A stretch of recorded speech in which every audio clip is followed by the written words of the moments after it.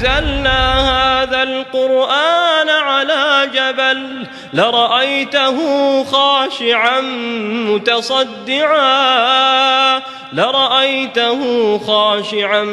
متصدعا من خشية الله وتلك الأمثال نضربها للناس لعلهم يتفكرون. Assalamualaikum good people. Welcome back to Ashraf channel. Yup, alright. Selamat Isnin. Oh, ramai dekat komen saya baca. Jap, lama nak tunggu Isnin. Kenapa lama sangat? Sebab itulah kena tunggu. Alright. So, untuk minggu ini kita nak berceritakan dengan korang satu kisah. Beberapa kisah dalam satu cerita. Tajuk dia Santau. Tahulah kan benda ni sangatlah popular di kalangan golongan kita kan. So korang kena alami sendiri ataupun korang kena selami cerita-cerita yang Acak akan cerita kejap lagi. Jangan lupa macam biasa like, subscribe dan juga hit bell notification. Kita layan dulu intro macam biasa. Tak tekan lagi kan? Betul tak? Dah tahun baru, takkan tipu lagi. Baru dah tekan. Okay. Bukan susah pun tekan like tu. Roll it.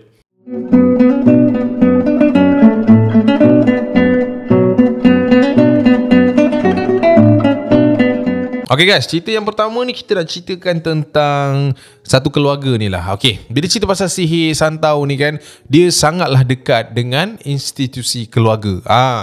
Mana-mana keluarga yang orang kata apa tak disenangi, dengki ataupun orang macam tak ada je lah benda-benda yang tak kena, mesti akan dia nak hantar lah something yang tak good ni kan. Okay,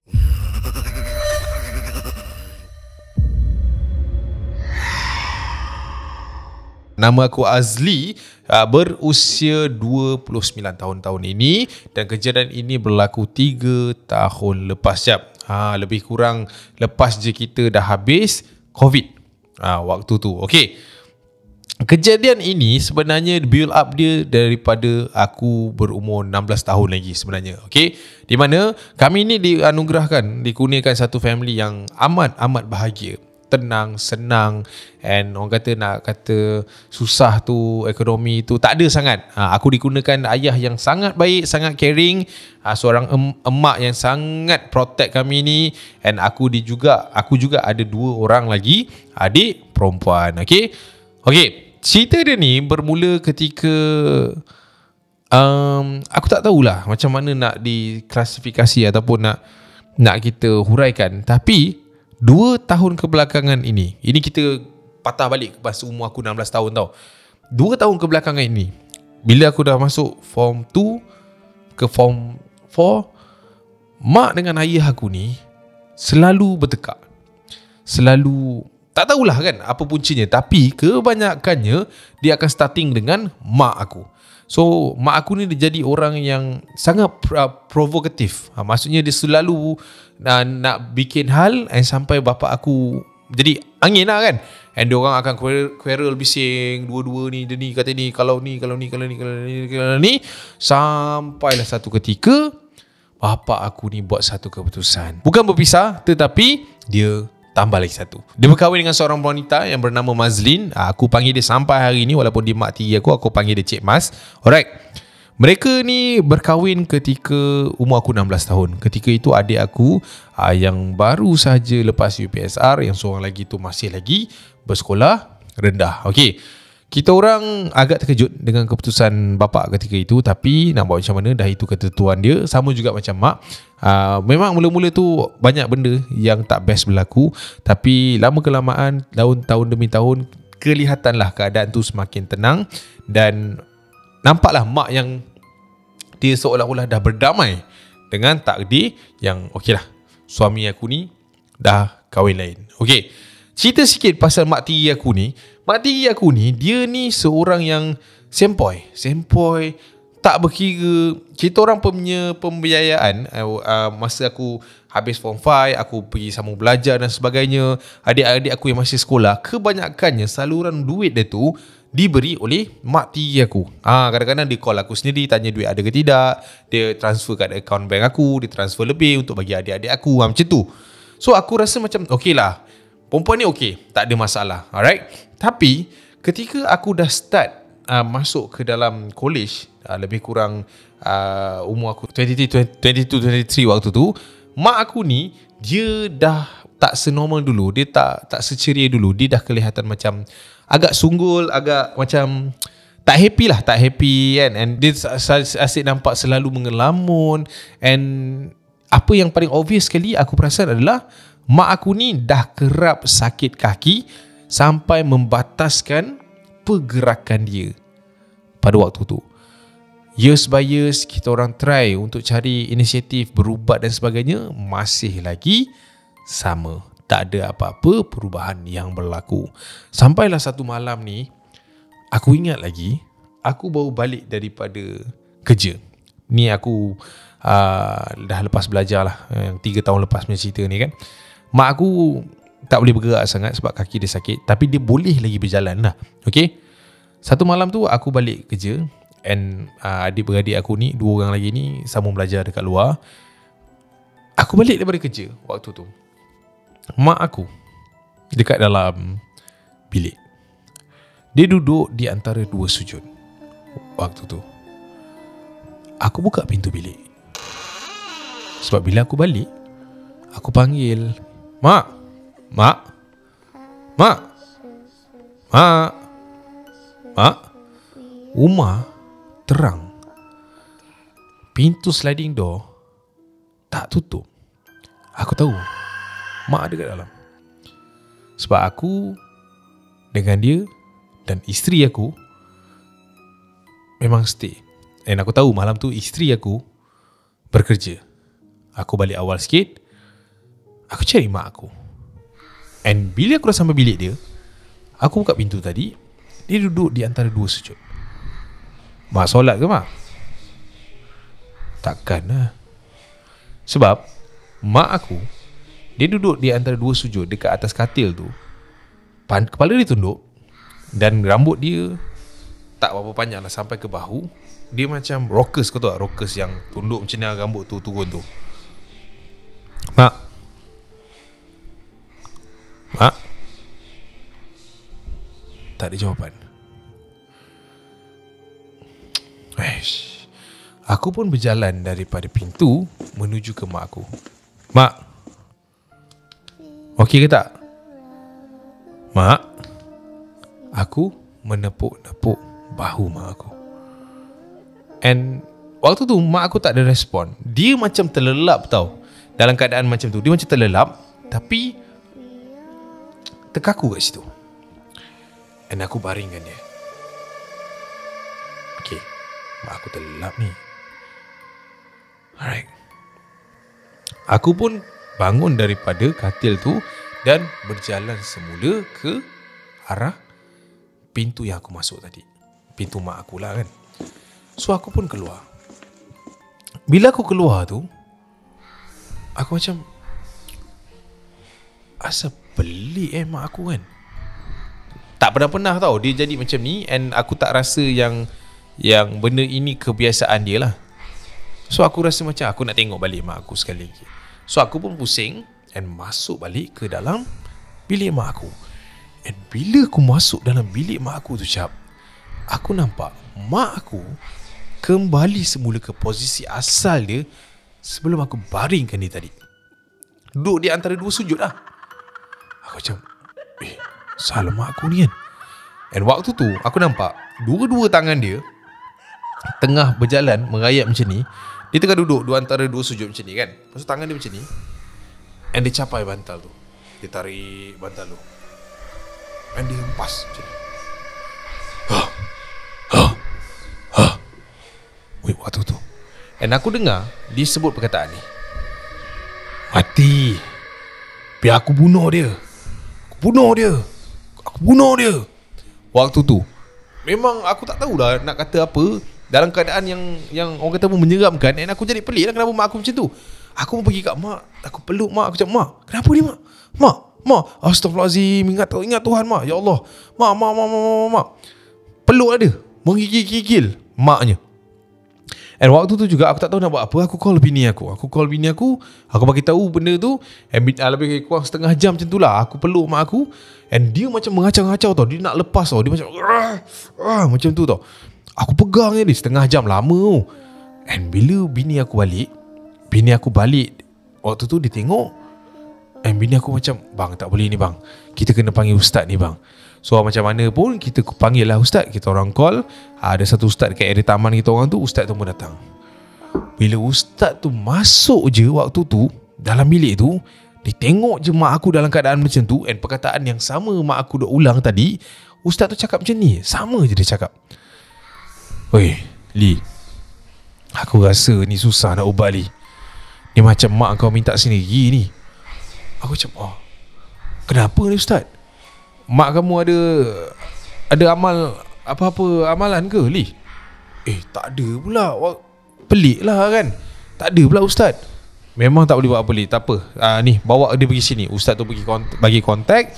And kita orang bawa lah mak kita ke satu lagi tempat. And bila bawa pergi satu lagi tempat, sama juga, tak ada apa-apa yang boleh bantu. Cuma dia tenangkan mak aku. And benda tu berlarutan bertahun-tahun. Sampailah ada satu ketika ni, ketika mak aku ni mengonta-ngonta macam ngacau, aku pergi dekat dia. And dia tanya aku satu soalan yang buatkan aku sangat-sangat terperanjat waktu tu. Dia tanya macam ni, Mazlin dah mati dah Mazlin? Dah mati tak Mazlin? Kau lah ni, lambat lah. Tengok tak mati lagi. Tapi tak apa. Nanti aku jumpa lagi Tok Wang tu. Aku tidur lagi dengan dia. Mati Mazlin tu. Aku dengar sendiri daripada mulut mak aku. Waktu tu aku jadi terdiam. Aku jadi tak terkata. Sebab aku tak tahu nak cakap apa. Tapi benda ni sampai dekat bapak aku. And benda ni pun dah 3 tahun lebih dah. Mak aku pun nak cakap banyak, dia still mak aku. Cuma dia dah.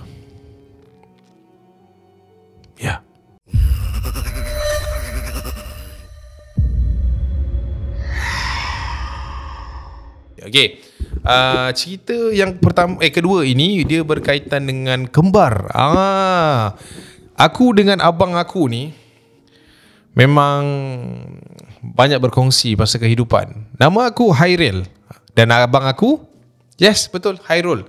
Okay, kami berdua ni memang sangat rapat. Kawan dia kawan aku, makanan dia makanan aku, duit dia, duit aku. And kejadian ini berlaku kira-kira pada tahun 2012, di mana kami berdua pergi untuk melawat kawan kami yang nak melangsungkan perkahwinan di Borneo, Sabah. Kami sampai dekat Sabah lebih kurang seminggu lebih awal lah, sebab kita orang pun ada plan nak berjalan dengan kawan-kawan yang lain. And kami berdua bergerak daripada Kuala Lumpur menuju ke Sabah sampai disambut oleh kawan-kawan kami, dan kami berdua ditempatkan di sebuah homestay yang berdekatan dengan perkampungan kawan aku ni lah. Alright. So bila kita orang on the way nak sampai ke homestay tu, kita orang ni dibawa oleh satu, bukan tour guide lah, tapi dia macam, kalau kat Indonesia orang panggil supir, kalau di Sabah tak tahulah panggilnya apa. So, macam driver lah, like driver lah kot. Dia macam bawa satu van tour kan, macam tu dia pergi kat tempat tu. Okay, sebelum sampai tu, macam biasalah diorang akan cerita dekat mana best kan. Kat sini ada ladang, kat sini gunung-gunung cantik, scenery kat sini kalau ambil gambar menarik. So sampai je kita orang dekat kawasan tu, lebih kurang dalam 500 meter untuk kita orang masuk ke dalam kawasan perkampungan homestay tu. Sampai je kita orang ke situ, diorang ada drop by checkpoint tau. So kita orang ni checkpoint 3. dia ada 5 checkpoint yang van ni akan stop. So kita orang ni bercampur lah dengan mak saleh lain, and ada lagi a few orang kata apa, orang-orang yang nak melancong lah dekat area situ.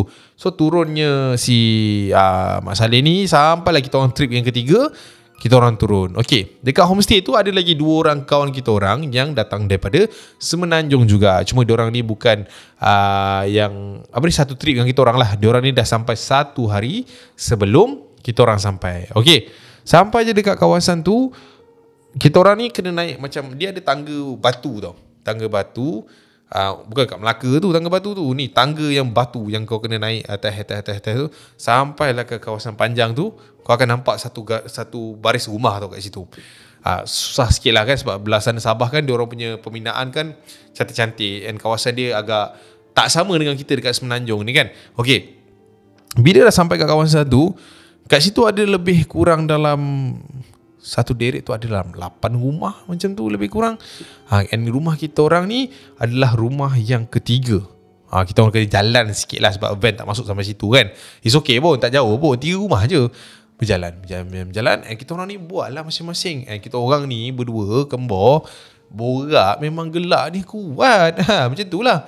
And masa kita orang on the way nak masuk ke dalam rumah tu, kita orang sampai depan pagar, bagi salam. Sebab kita orang tahulah ada member lain kat dalam tu. Call tak dapat. And kita orang dah sampai depan rumah. Assalamualaikum. Mana kecil ni?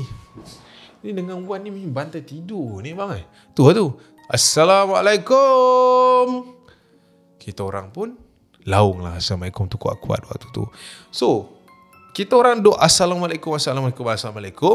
Waktu tu aku tertoleh ke bahagian kanan aku. Assalamualaikum. Macam tu. And aku nampak dari macam satu sudut pandang, satu pandangan yang agak jauh, lebih kurang 100 meter, tak sampai lah 70-80 meter je tu, ada seorang nenek ni berpakaian warna hitam, ada jalur-jalur sikit warna putih macam tu. Dia tengah berdiri pandang kita orang. So aku macam alamak, kita orang dah salah panggil kan ni, salah cakap ke apa ni kan. So kita orang macam okay lah, tak apa lah kan, tak buat tak tahu je lah. Tapi kalau korang nak tahu, abang aku ni jenis yang suka nak tegur orang, jenis extrovert dah. Dia pun pandang makcik tu. Assalamualaikum makcik. Ya, kawan aku ni bah, panggil ni tidur bah dalam bas. Bangun ni bah. Macam tu. Tapi makcik tu tak ada respon. Dia pandang je kita orang. Bang, ni apa orang ni? Lepas tu lagi makcik tu tak respon, dia macam awkward sikit lah kat situ kan. Lepas tu abang aku macam, gak apa-apa bah, gak apa-apa. Mungkin orang Sabahnya memang tak suka cakap, memang diam aja ya. Dengar bunyi rel dibuka, and Wan dengan kecil keluar daripada rumah tu. Assalamualaikum. Waalaikumsalam. Sampai dah, masuk. So kita orang pun masuk ke dalam rumah. And bila masuk ke dalam rumah tu, kita orang borak. And aku teringat pasal makcik tadi. So aku macam, Wan, cik, kau ada perasan makcik yang kat ujung tu baju hitam tu semua? Ada perasan. Dia macam senyap je kan tengok kan. Ya tu, biarlah abang aku ni kita tegur tadi macam tu. Yelah, mana aku tahu orang Sabah jenis tak bercakap kalau kita tegur dia. Yelah tu, manalah tahu kan, kita tegur-tegur dia, anak dilawa ke apa kan. Gelak ramai-ramai waktu tu. Okay, so habis je waktu tu, kita orang dah borak apa semua, mandilah kita orang, dah settle apa semua, and kita orang duduk. Lepas maghrib lebih kurang macam tu, ada seorang kawan kita orang ni, orang Sabah, dia datang lah. Nama dia, tak tahulah macam mana korang faham tak. Nama dia Pitau, Peatou, Pitu, macam tu kot nama dia. So dia datang ke rumah kita orang ni, and dia nak stay dengan kita orang lah, sebab dia one of orang yang orang Sabah kena duduk situ kan, yang saja nak stay dengan kita orang lah, sebab kita orang ni dah lama tak jumpa. So sampai je dekat rumah tu, kita orang borak, and dah ngantuk nak tidur. Okay, malam tu aku tak tahulah, macam rasa badan ni tak selesa, rasa macam belengeh gitu lah kan. Aku pun terbangun and rasa nak pergi mandi lah. So aku pun bangun, pergi bilik air, mandi apa semua, dah settle mandi. Aku pun nak pergi tidur balik kat depan lah, kat ruang tamu. Tapi waktu tu, masa aku nak jalan tidur kat ruang tamu tu, aku ternampak dekat pintu sliding door aku tu see through tau, nampak luar. Aku nampak ada satu cahaya bulatan warna merah oren macam tu. Dia jauh tau. Dia macam tak ada jauh macam bulan, tapi dia bila kau nampak kat atas langit tu kan, kau nampak dia macam ni. Dia macam tu. Dia macam nak menuju ke kamu. Dia nak menuju ke rumah ni, tapi dia macam tak bergerak tau. Dia macam floating je macam tu. Aku macam, apa benda tu? Astaghfirullahalazim. So aku pun malas nak tahu. Masuk tidur. Besok harinya pula aku buat apalah, tak ingat lah. Tapi malam tu pun aku tidur lambat lah. Lepas pukul 12 macam tu lah, aku nampak lagi benda bulat tu. Tapi kali ni jarak dia lebih dekat daripada malam tempoh hari. So macam, ni apa ni? Aku boleh nampak dia bola macam api, tapi dia ada warna merah macam tu, tapi dia tak bergerak. Dia macam tu. So aku masih lagi tak ambil tahu, dan aku langsung tidur lah. Besok pagi tu aku tanya Pito, nak tanya sikit Pito.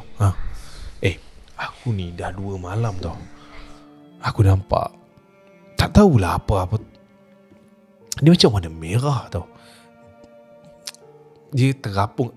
Bulat ke? Bulat. Itu jangan tegur tu bah. Kenapa tu? Sini, kawasan ni famous tau dengan 2 kali balan. 2 kali balan, itulah yang kepala, dia punya kepala, lepas tu usus tu, penanggal. Yang tu jangan tegur. Okay. Alright.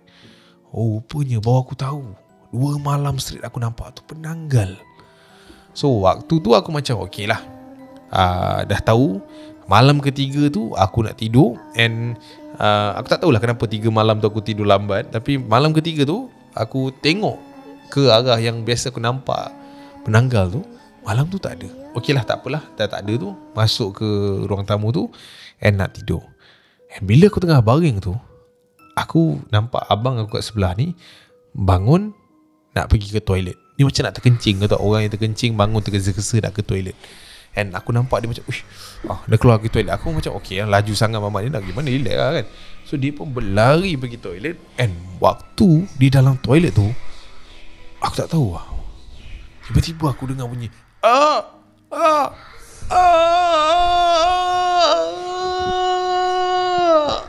macam tu.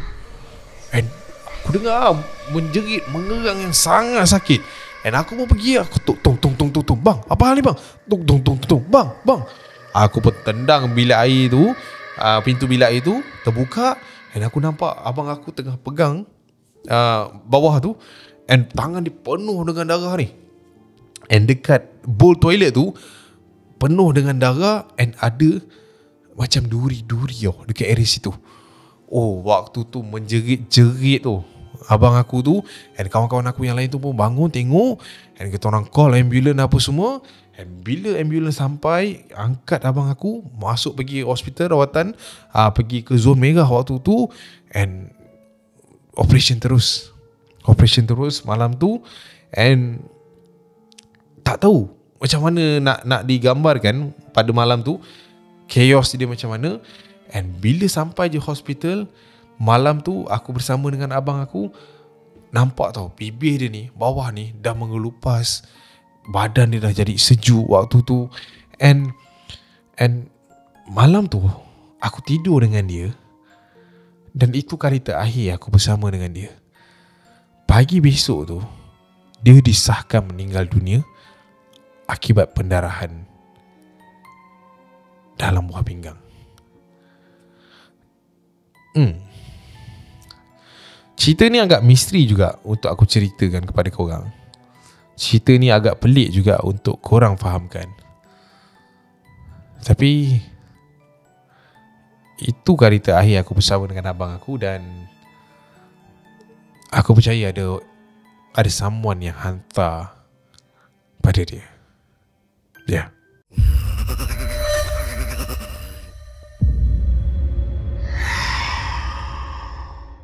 Cerita yang ketiga ni berkaitan dengan nama perempuan ni, Kira.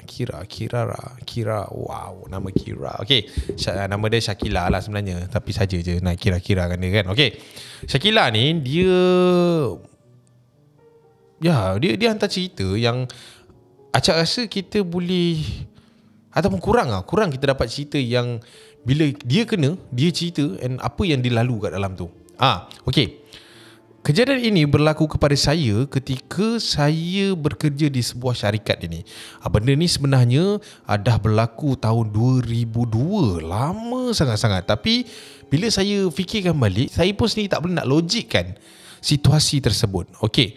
Dekat dalam office ni, kita orang ni bekerja dekat dalam satu department. So department ni dia ada dalam lebih kurang 20-25 orang macam tu. Memang ramai lah kan. So bila cakap pasal ramai ni, of course satu office mesti ada situasi yang tercatch feeling. Dia ni shock kat dia ni, dia ni shock kat dia ni, dia ni shock kat dia ni. Sama macam saya tahu yang di antara rakan department ni ada yang menyimpan perasaan, memendam rasa lah, senang cerita, kepada saya. Tapi of course lah, umur saya waktu tu baru 22 tahun. Tak adalah kata nak fikir sangat nak bercinta ke. Nak kami ni orang kampung, datang ke ke bandar ni nak bekerja, duduk pula rumah sewa seorang-seorang. Duit rumah sewa pun mak ayah yang bagi duk bayar. So apa je fokus kita yang lain selain bekerja. Bab cinta-cinta ni sorry sikit dek, no. Okay, nak jadi satu cerita ni, ada satu hari ni kami ni berehat di sebuah kantin syarikat tu lah kan. And kami ni berkumpul di satu ruangan ni. Kami department yang sama, kita orang akan duduk dekat tempat yang sama. Okay. So waktu tu kita orang duduk meja panjang macam kantin. Meja kantin kan panjang-panjang kan. Okay, department kami ni dia akan duduk belah sini. Dekat tepi belah kiri ni akan ada orang-orang lain lah yang biasa akan join duduk sekali dua orang lah kan. Dia orang duduk mana. Okay, tengah duduk tu, keadaan tu kita orang tengah makan. Saya tengah borak dengan kawan-kawan yang lain. Saya perasan dekat belah kiri saya ni ada seorang lelaki datang duduk. Dan saya pun toleh, Rafi. Dia senior saya and merupakan salah seorang senior dalam department tu lah. Rafi, makan ke? Makan. Okay. Dah makan ke? Dah makan dah. Alright, okay. So dah borak macam tu and saya sambung dah borak dengan kawan baik saya lah, Syarimah. So ni kita orang borak. And masa tengah-tengah borak tu, saya tak tahulah, tapi hidung saya ni terbau satu aroma yang sangat-sangat wangi. And satu bau yang saya rasa saya tak pernah bau. Saya tak pernah bau tu. So bila dah terbau tu, saya terus pandang ke arah Rafi. Saya pandang kanan, saya pandang kawan saya. Tapi saya tak cakap pasal siapa lah pasal bau tu. Sebab bau je pun kan, tak ada apa pun yang pelik. Okay, so kita cut it short. Okay, dah balik rumah waktu tu. Dah balik rumah and tak tahulah kenapa bau tu masih lagi ada dekat dalam hidung saya. Masih lagi macam it's everywhere. Dah balik, dah mandi, dah bersiap, bau semua merata. Sampailah saya ambil keputusan waktu malam tu nak tidur lah. Dah habis kerja kan, dah sampai rumah nak tidur. And bila saya terlelap tu, waktu tu saya terasa yang tapak kaki saya ni sedang disentuh oleh seseorang. And of course lah saya terbangun. And bila saya buka mata, saya nampak depan mata saya Rafi. Dia tengah duduk dekat pucuk katil saya, tengah urut kaki saya. And waktu tu saya tak tahu nak cakap apa, tapi mata saya ni rasa sangat seronok nampak dia depan mata. Hati ni rasa macam oh my god, he's here. Macam tu perasaan dia. Dia jadi macam Kenapa dah lama sangat tak datang? Kenapa baru sekarang datang? Dia jadi macam rindu tau, tiba-tiba macam tu. And waktu saya rasa dipicit kaki saya and saya suruh dia baring sebelah saya, And yeah, I mean like I can feel all the touch macam tu malam tu. Bangun pagi besok, saya tengok dekat sebelah saya tak ada orang. Saya keluar rumah, saya keluar daripada bilik ke ruang tamu. Saya panggil Abang Rafi.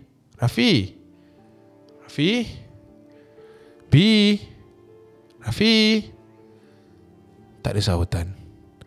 Seluruh rumah saya cari dia tak ada. Tapi dalam kepala otak tu waktu tu fikir apa?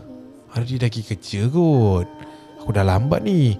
So saya pun masuk bilik air, mandi apa semua, bersiaplah pergi ke office. Sampai je office, Senyum waktu tu. Tak tahu kenapa macam dilamun cinta. And bawa-bawa kerja tak kena. Sebab dalam kepala otak ni asyik muka Rafi tu je yang ada. Angkat telefon waktu tu, terus check nombor Rafi, telefon dia, nak jumpa. Kita orang nak jumpa. Kata rindu sangat, dah lama tak jumpa. And kita orang bertemu dekat kantin. And saya perasan lah masa saya jumpa dengan Abang Rafi tu, orang keliling pandang kita orang semacam. Tak tahu kenapa, apa salah kita orang buat. Sampailah kita orang balik pun sama-sama. And start daripada hari tu, saya cakap dengan Rafi untuk stay dengan saya. Please stay dengan saya tak nak jauh dengan dia. Waktu tu kita orang pun adalah dalam lebih kurang 6 bulan lebih duduk bersama macam suami isteri. And pergi kerja sama-sama.